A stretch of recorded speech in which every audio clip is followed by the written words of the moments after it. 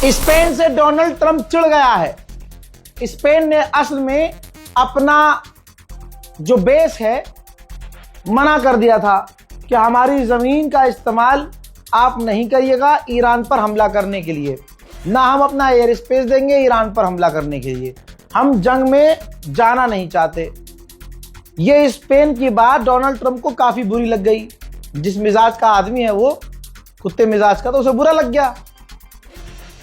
तो उसने कहा है कि हम स्पेन पर पाबंदी लगाएंगे, मैं टैरिफ लगाऊंगा, और हम सोच रहे हैं कि स्पेन के साथ क्या कर सकते हैं। समझ रहे हैं? तो भाई इसलिए ट्वीट नहीं कर पा रहा है अपना वाला, समझ रहे हो भाई। डरपोक नेक्स्ट लेवल का, हमारा वाला नेक्स्ट लेवल का डरपोक है भाई। कोई पता नहीं कह रहा था कि भाई डायपर पहनता है, टट्टी निकल जाती थी।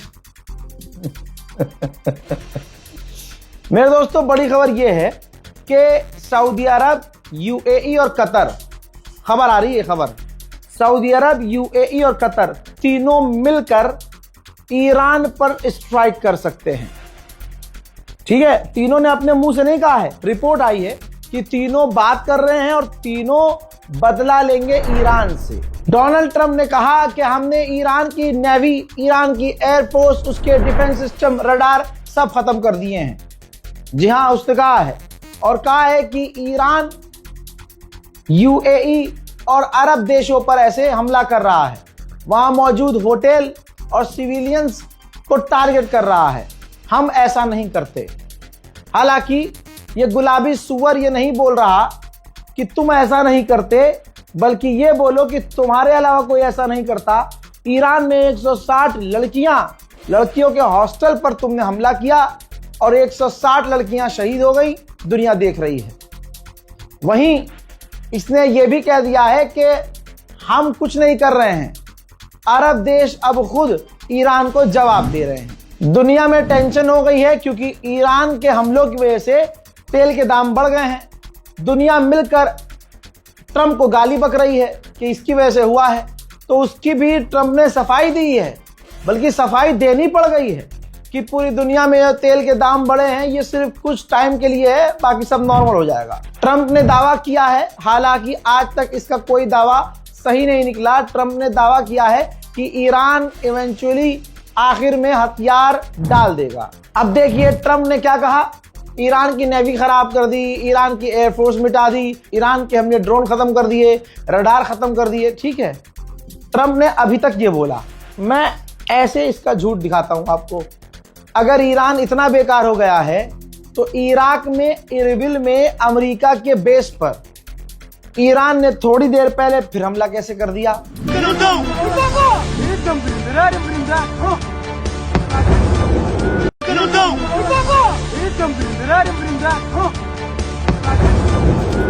बहुत जल्दी ऐलान कर रहा हूं, मैं भी, सुन लीजिए। ईरान के सुप्रीम लीडर नए बहुत जल्दी चुने जा सकते हैं। वोटिंग फाइनल स्टेज पर है और ये वोटिंग किसी हॉल में एक साथ फिजिकली बैठ के नहीं हो रही है, रिमोटली हो रही है, यानी ऑनलाइन हो रही है। सारे लीडर अलग अलग जगह बैठे हैं। इजराइल ने जो दावा किया कि हमने वो बिल्डिंग उड़ाई जिस बिल्डिंग में वोटिंग होती है सुप्रीम लीडर के बनाने के लिए, सुप्रीम लीडर को चुनने के लिए, तो दोस्तों उस बिल्डिंग में कंफर्म हो गया है कोई भी ऑफिशियल नहीं था, खाली बिल्डिंग थी। ब्रिटेन ने दिखाया है, ये जारी की है ब्रिटेन ने तस्वीर की, जॉर्डन के ऊपर हमने ईरान के एक ड्रोन को अपने F-35 से मारकर गिराया है। यही है भाई साहब ताकत ईरान की। भाई $35,000 का एक सस्ता ड्रोन मार गिराने के लिए मिलियंस ऑफ डॉलर का फाइटर जेट, दुनिया के सबसे एडवांस फाइटर जेट से दुनिया के सबसे सस्ते ड्रोन को मार गिराया जा रहा है। यह है ईरान। कहा जा रहा है कि इजराइल अपना एयर स्पेस थोड़ा सा, पूरा नहीं, इजराइल अपना एयर स्पेस थोड़ा सा खोलने की तैयारी में है ताकि जो वापस आना चाहते हैं यहूदी इधर उधर जो फंसे हुए हैं वो वापस आ सकें। हजरात, ईरान की मिसाइलों की जो साइट्स हैं उस पर बड़ी तबाही मची है। सैटेलाइट इमेज है, प्रूफ दिखा रहा हूं, अपनी आंखों से देख लीजिए। ईरान की जो सैटेलाइट इमेज है वो दिखा रही है कि ईरान के जो मिसाइल वाले एरिया हैं, जहां से ईरान मिसाइल लॉन्च करता है, रॉकेट लॉन्च करता है, वहां पर तबाही मची है, जला कटा आपको नजर आ रहा होगा। अमेरिका और इजराइल ने मिलकर ईरान की मिसाइल्स को निशाना बनाया है, मिसाइल लॉन्चर्स को निशाना बनाया है। इजराइल ने लेबनान के एक ऑफिशियल थे, कुछ फोर्स के कमांडर जो लेबनान के लिए थे लेकिन तेहरान में थे, तो इजराइल ने बताया कि हमने उनको निशाना बनाकर कत्ल कर दिया है। इजराइल ने ईरान को या ईरानी फाइटर्स को अगले 24 घंटे तक का समय दिया है कि जो भी ईरानी या ईरान का लड़ाका लेबनान में है, अगले 24 घंटे के अंदर वो लेबनान खाली कर दे, वरना अगले 24 घंटे के बाद उन पर हमला कर दिया जाएगा। ओमान ने कहा है कि अभी भी हम चारों तरफ से सबके टच में हैं, लगातार बात चल रही है और अभी भी मौका है कि बातचीत करके सीज फायर हो सकता है। लीजिए, इजराइल ने माना है कि हमने ईरान की जिस बिल्डिंग को निशाना बनाया जहां सुप्रीम लीडर के लिए चुनाव होता है, उस बिल्डिंग में कोई नहीं था जब हमने हमला किया, कोई भी लीडर नहीं था। उस बिल्डिंग में सिर्फ वही लोग थे जो वोट गिनते थे, वोट की काउंटिंग करते थे। तो वहीं की मौत हुई है जो वोट की काउंटिंग करते थे। कोई लीडर, कोई मौलवी, कोई मौलाना मारा नहीं गया है। यूएई के एयर डिफेंस सिस्टम बार बार फेल हो रहे हैं। तस्वीर देख लीजिए, शाहिद ईरान का ड्रोन बड़े तमीज से लहराता हुआ आ रहा है। ये यूएई का इलाका है, अमेरिका और यूएई नहीं रोक पाए और जाकर डायरेक्ट हिट हुआ है यूएई में। ईरान के आईआरजीसी के कमांडर ने बहुत बड़ी धमकी दी है, इशारे इशारे में कहा है कि हमें पता है कि नेतन्याहू कहां मीटिंग करता है। तो ये ईरान इशारा कर रहा है कि नेतन्याहू को दोबारा निशाना बनाया जा सकता है। तुर्की के विदेश मंत्री ने कहा है कि ईरान की स्ट्रेटेजी खतरनाक है। ईरान जिस स्ट्रेटेजी पर काम कर रहा है वो हमें पता है। वो स्ट्रेटेजी ये है कि हम तो डूबेंगे लेकिन तुम्हें साथ लेके डूबेंगे। इसीलिए ईरान आसपास के देशों पर हमला कर रहा है और खासकर ऑयल रिफाइनरी और उनकी एनर्जी साइट पर हमला कर रहा है। ऐसा करने से पूरा इस जंग का और अमेरिका और ईरान और इजराइल की जंग का इफेक्ट पूरी दुनिया पर पड़ेगा और दुनिया पर प्रेशर बनेगा। तो ईरान को जो खोना था खो दिया, जंग करो या मरो की लड़ाई में आगे बढ़ रहा है।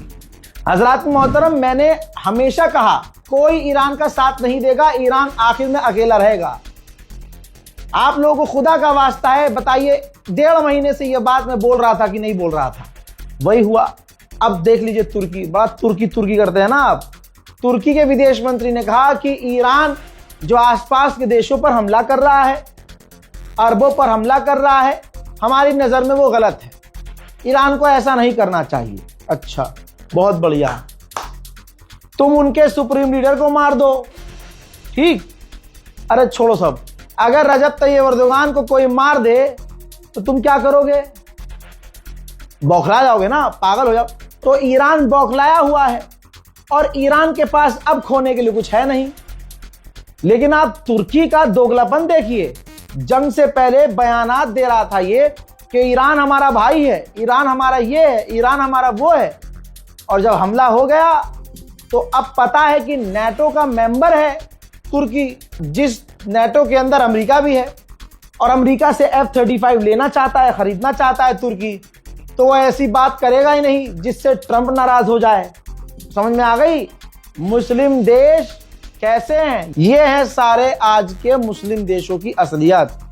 सब डोनाल्ड ट्रंप और नेतन्याहू के आगे नाच रहे हैं, मुजरा कर रहे हैं। जितने भी अरब और मुस्लिम देश हैं, सबका ये हाल है। आप कहेंगे भाई वो हमारा भाइयों बहनों कहां है? भाई वो भी है इसके अंदर। असल में वो ये वीडियो बना रहा है मोबाइल से।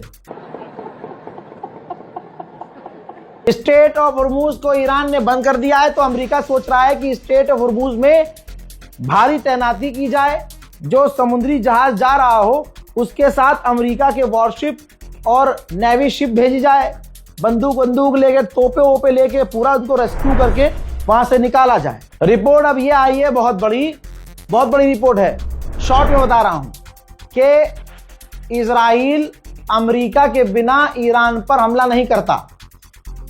नेतन्याहू को अमेरिका से परमिशन चाहिए ही चाहिए थी। 7 दिनों में नेतन्याहू ने अमेरिका से, डोनाल्ड ट्रंप से 15 मर्तबा बात की थी, तब जाकर डोनाल्ड ट्रंप पर प्रेशर बना और डोनाल्ड ट्रंप ने हरी झंडी दिखाई और अमेरिका जबरदस्ती इस जंग में कूद गया और आज ये जंग पूरे इलाके में फैल गई। ईरान के विदेश मंत्री से रूस के विदेश मंत्री ने फोन पर बात की है और रूस के विदेश मंत्री ने ईरान को समझाने की कोशिश की है कि अब जो भी हुआ है सीज फायर करने में भलाई है। मेरे दोस्तों, इस रिपोर्ट को जल्दी से शेयर कीजिए, अपनी राय कमेंट में लिखिए, फेक न्यूज से बचिए। मैं बार बार बोल रहा हूं, ऐसे भी मैंने फेसबुक पेज देखे हैं, ऐसे भी यूट्यूबर्स जिनके थंबनेल हमारे जैसे हैं, ऐसा लग रहा है कि हमें ही कॉपी किया है, लेकिन खबरें उनकी, खबरों का सोर्स इतना है और 4 बातें अपनी मन की लगा के बताई गई है। एक बाजी ने तो यह बोल दिया कि ईरान ने परमाणु टेस्ट कर लिया क्योंकि वहां भूकंप आया था। बाजी को यही नहीं पता कि ईरान का जो भूगोल है, ईरान की जो जमीन है, इस तरह के भूकंप आते रहते हैं। आप चाहे गूगल कर लीजिएगा या ईरान में कोई आपका जानने वाला हो तो बता देगा कि ईरान में जलजला आता रहता है। इसका मतलब ये नहीं कि ईरान ने परमाणु टेस्ट कर लिया हो, खाली व्यू, मतलब पता है ना कि कौम परेशान है, सदमे में है।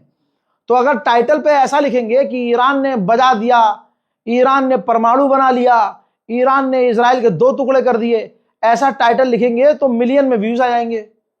तो ऐसे लोगों से बचिए जो आपको दोनों तरफ का सच बताए। उस चैनल की, उस इंसान की इज्जत कीजिए। जय हिंद।